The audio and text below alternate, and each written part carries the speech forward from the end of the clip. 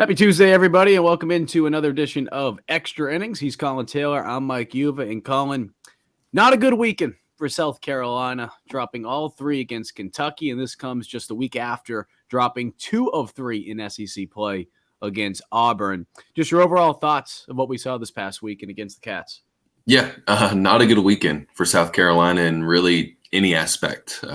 Very few things went right for a South Carolina team banged up, and for a South Carolina team that really struggled on the mound. You didn't get great starting pitching top to bottom. You really struggled hitting the ball consistently, stringing together big innings, and didn't hit for a ton of power. You played so defense, but that was in part because of the injuries. So not a good weekend all around. South Carolina in one heck of a slump right now, trying to figure some things out and regain some confidence, regain some swagger, regain some momentum. But 2 regular season weekends left with plenty still on the table as you look to compete for an SEC East title and secure one of those top 8, top 16 seeds for the NCAA tournament. You mentioned the injuries, and I'm looking at your tweet yesterday when Mark Kingston was on 107.5 The Game talking with Jay Phillips and Terry Ford. I almost ran out of characters. I had to edit my tweet because there were so many characters. I say that, I bring it up because I'm sure it's not even just the baseball thing, but I'm sure there's a large portion of Gamecock fans who are sick and tired of hearing anything when it comes to injuries from an excuse standpoint, right? Now, obviously, as you know, a lot of this you can't control. I mean, some of these were freak injuries that took place, but it gets to a point where I think some of them they're tired of hearing it because it happens in not just baseball. We've seen it impact basketball, football, right? So I bring that up because how much of it do you put on the injuries? Because like you said, they're really piling up, and that's not to make an excuse, but just the reality of where South Carolina is right now. Yeah, I think sometimes we confuse reasons and excuses. That sometimes there's a reason why things struggle, and injuries are a part of that. Are they the only reason? No. Because pitching top to bottom struggled this weekend as well, but that's in part because you had guys playing out of position. Take the 5th inning on Saturday. Cole Messina's playing third base. Michael Braswell's playing short. There's a foul pop-up behind the third base bag. In a normal game, Braylon Wimmer's playing short. Michael Braswell's playing third. Normally, a guy gets to that ball because you're playing guys out of position. Then all of a sudden, it's, the ball drops, and then very next pitch is a bases loaded triple that clears the bases. And you go from a tie game to down 3 in a heartbeat. So playing guys out of position, the defense was not good. And it's because guys are trying to adjust to new spots. Guys aren't accustomed to playing there. And you're, missing Cole Messina's at third, trying to play any position that he can to help this team. But he's your everyday catcher, and you'd like to have his stabilizing force behind the plate just because he's been there all season. So it's not the only reason, because things have just, you're getting guys in some slumps hitting wise. The bottom of your order is not producing the same way because guys are injured and the pitching's pressing. You're seeing a ton of guys press because of these injuries. So it's part of the reason why South Carolina struggled, but not the only reason. And I think as they get healthier, this is a team that has the ability to get back to what they were when you're talking about a team that was top 5 in the country, an argument for the best team in the country. So get healthy. It's not the only reason they struggle. They got a couple other things to figure out, but get healthy and then see where you are, kind of thing. And again, looking at some of the tweets that you put out, and you could write a whole friggin' book on it. McGillis and LaCroix could be in the lineup on Tuesday. Wimmer getting close, mentioned potentially next midweek.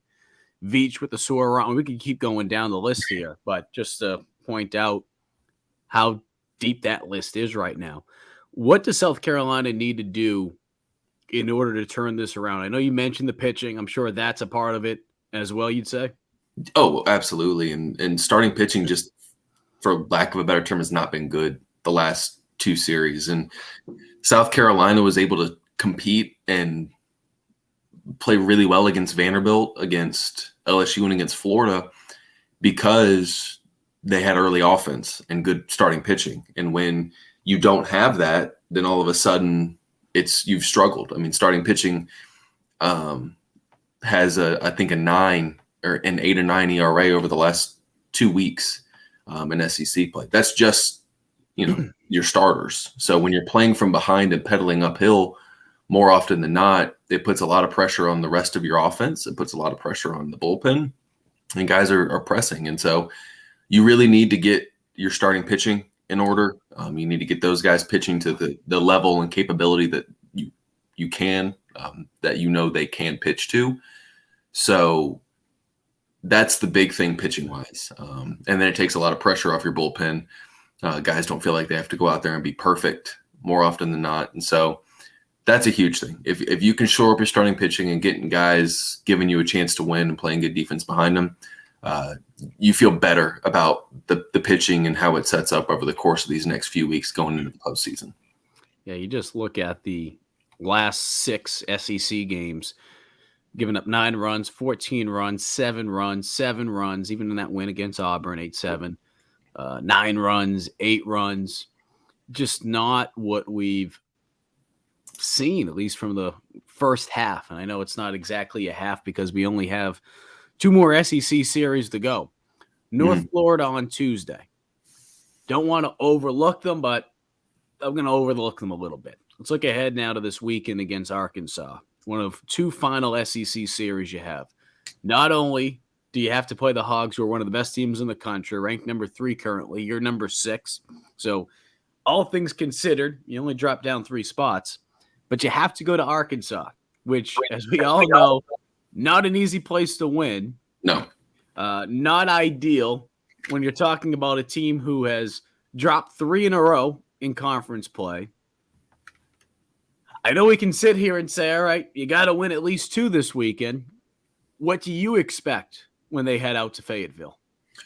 I expect a team that's going to look a lot better offensively, that has a chance to take a jump on the pitching mound.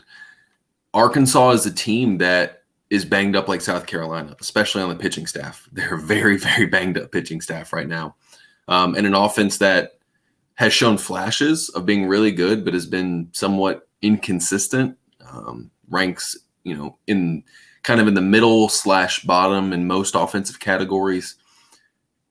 If you're South Carolina, you have to go there and, you'd obviously love to win the series, but you got to go there and win at least 1 game.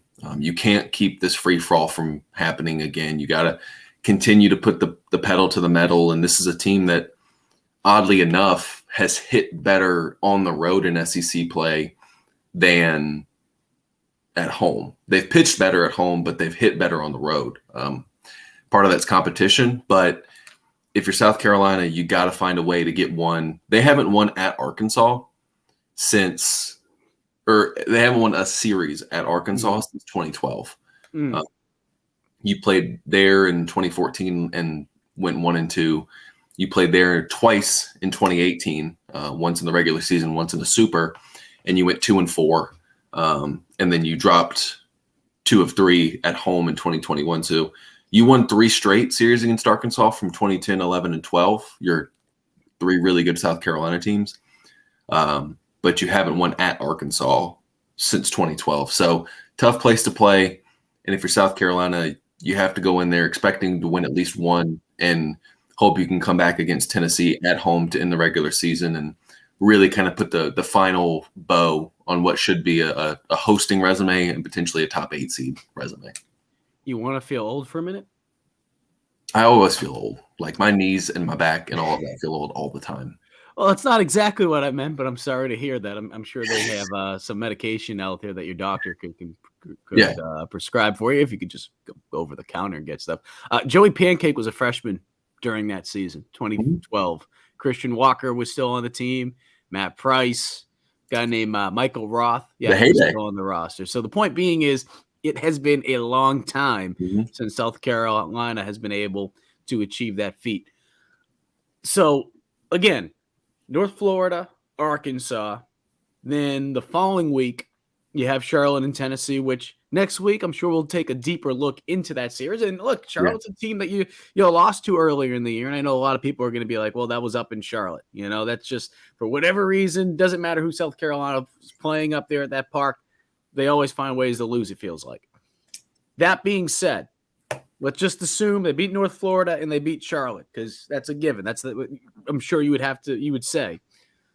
What do they need to do with these 6 conference games, in your opinion, in order to lock up one of those top 8 seeds? I mean, you're at 14 wins right now. In conference play. Yeah, in conference play, 14 wins. I mean, ideally, you'd like to get to 17, maybe 18. If you win your final 2 series, you're going to be a national seed, without a doubt. So if they take 4 or 6, you're feeling good. Does it matter about potentially splitting one of those midweek games? I feel pretty good if you get to 18 league wins. If you're South Carolina with that strength of schedule and that RPI, you should be a top 8, regardless if they split. Yeah, regardless midweek. Okay. I think regardless. If you the question then becomes, what does it look like if you get to 17 or anything worse than that?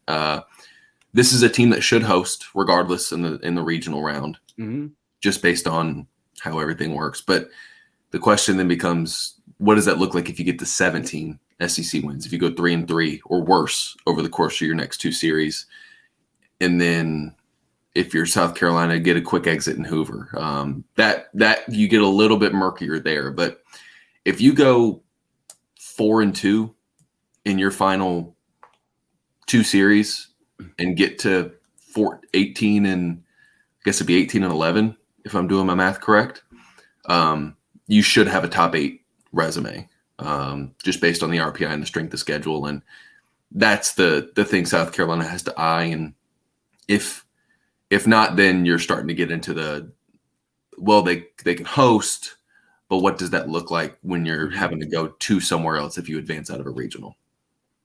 And your math is spot on. I mean, that USC and Dutch Fork education really paying off. They're 14-9 right now in conference play. And being able to get those 4 wins, Collyn, would mean a 40-plus win season. Now, of course, that is possible without having 4 conference wins if they're able to take care of North Florida and Charlotte. And the reason why I said the split, it's not to think negatively, but it's just throwing out the what-if possibilities, right? I mean, these midweek games, and it feels like, for the last couple of years, those have really played a big role in determining what South Carolina is going to be doing from a postseason standpoint. So, like you said, they should be hosting regardless.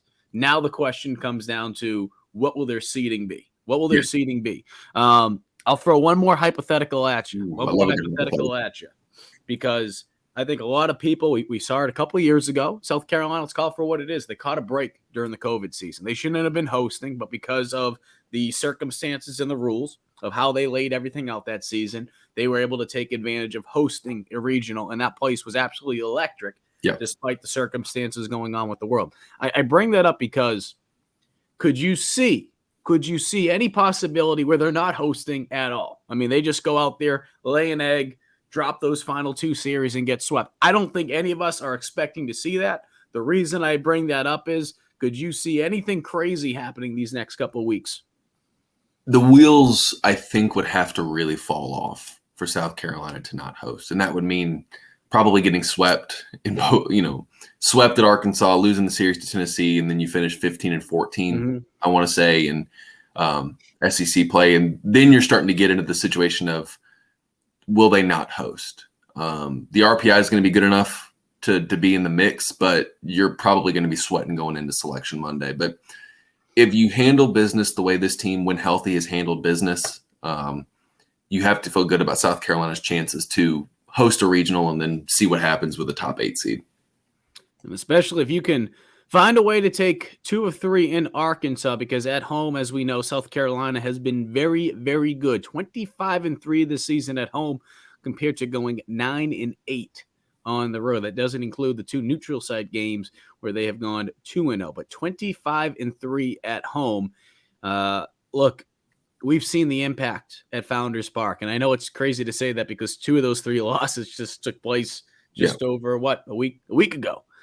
We'll have to wait and see how things play out for South Carolina this week. And starting though tonight against North Florida. He's Collyn Taylor. I'm Mike Yuba. Be sure to follow Gamecock Central all week long as South Carolina makes one final push in hopes of being able to rack up and pick up some more wins so they can take care of business and get back to hosting a regional at Founders Park.